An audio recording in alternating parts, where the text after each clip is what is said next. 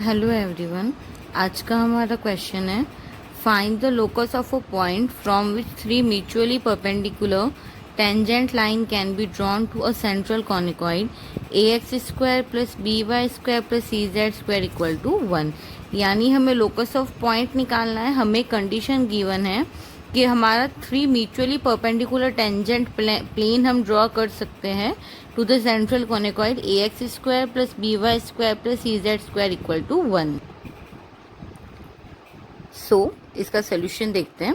ये है let's consider at a point alpha beta gamma three mutually perpendicular tangent line can be drawn. ये question में हमें given था कि भाई पॉइंट है हमारा, एक पॉइंट मैंने माना अल्फा बीटा गामा, वहाँ से हमारा three mutually perpendicular tangent line draw हो रहा है।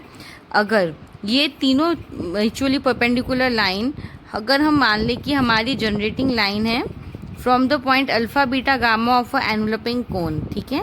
सो मैंने माना that these three mutually perpendicular tangent line will be generating line from a point alpha beta gamma of a enveloping cone. तो हमने एनवलपिंग कोन पढ़ा था, उसमें हमने ये इक्वेशन डिराइव की थी, तो मैं यहाँ पे इक्वेशन डायरेक्ट पुट कर रही हूँ। So from equation of enveloping cone a x square plus b y square plus c z square minus 1 and a alpha square plus b beta square plus c gamma square minus 1 equal to a alpha x plus b beta y plus c gamma z minus 1 square, है ना। ये हमारी थी enveloping cone for a conicoid a x square plus b y square plus c z square equal to 1। क्योंकि since generator off equation 1 यानी जो हमारी एनवलपिंग कोन है उसके जनरेटर परपेंडिकुलर है, ये ऑलरेडी हमें क्वेश्चन में मेंशन था। सो इसके जो कोफिशिएंट है x square y square z square, इन तीनों के ही कोफिशिएंट की जो वैल्यू है उनका सम जो होगा वो हमारा 0 होगा। तो देखो इक्वेशन नंबर 1 से मैं एक्स स्क्वायर वाई स्क्वायर और जेड स्क्वायर के कोफिशिएंट निकाल लूँ। तो देखो ये हमारा हो जाएगा, एक्स स्क्वायर का कोफिशिएंट हो जाएगा ए स्क्वायर अल्फा स्क्वायर एंड इसको वापस मल्टीप्लाई करेंगे तो बी बीटा स्क्वायर सी गामा स्क्वायर और -1। लेकिन देखो ये वाला हमारा टर्म है, इसमें हम क्या करेंगे, बाइनोमियल थ्योरम निकाल के इसको एक्सपेंड करेंगे और x square y square z square के कोफिशिएंट का सम करेंगे। तो देखो ऐसा करने पर हमें क्या मिलता है, हमें मिल जाएगा ए ब्रैकेट में B beta square plus c gamma square -1, क्योंकि जो ए स्क्वायर अल्फा स्क्वायर है वो हमारा RHS से जाके कैंसिल आउट हो जाएगा जब हम उसको बाइनोमियल थ्योरम की हेल्प से एक्सपेंड करेंगे।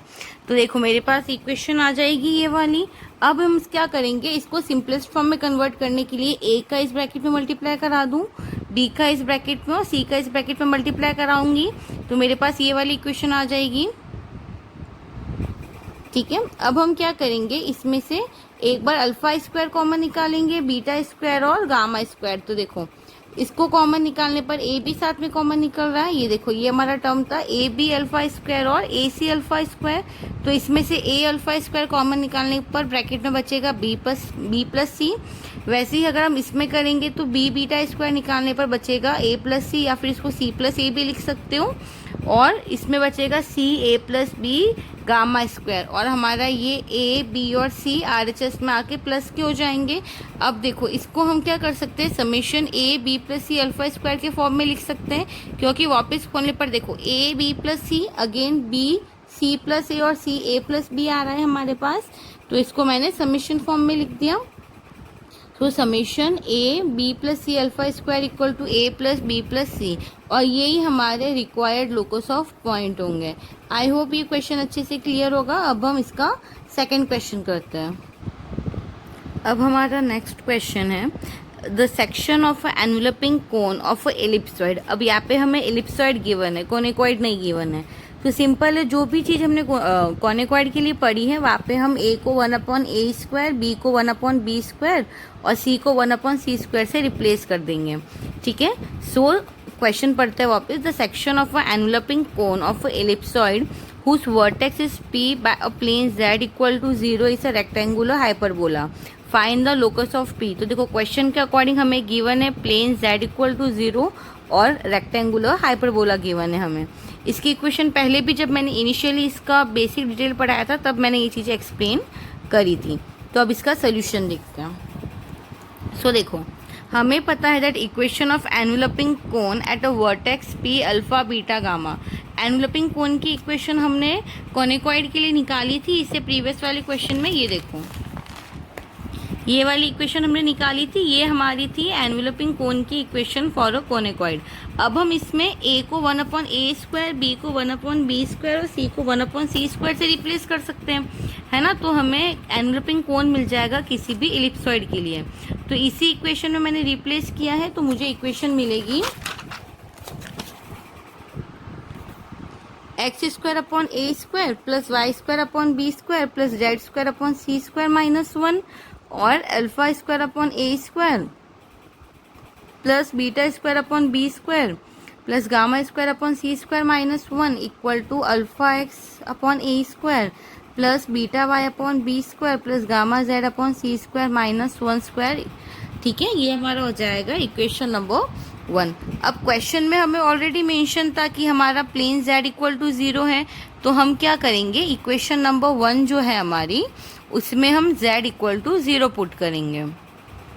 तो देखो, इक्वेशन नंबर 1 में z इक्वल टू 0 रखने पर क्या हो जाएगा, हमारे सारे ही z वाले टर्म एलिमिनेट हो जाएंगे और हमारी इक्वेशन बन जाएगी ये x² प्लस y² -1 और देखो सेकेंड ब्रैकेट में z टर्म था ही नहीं तो कोई चेंज नहीं हुआ और इक्वल टू में z वाला टर्म हमने एलिमिनेट कर दिया। इसको मैंने नंबर दे दिया इक्वेशन नंबर 2। अब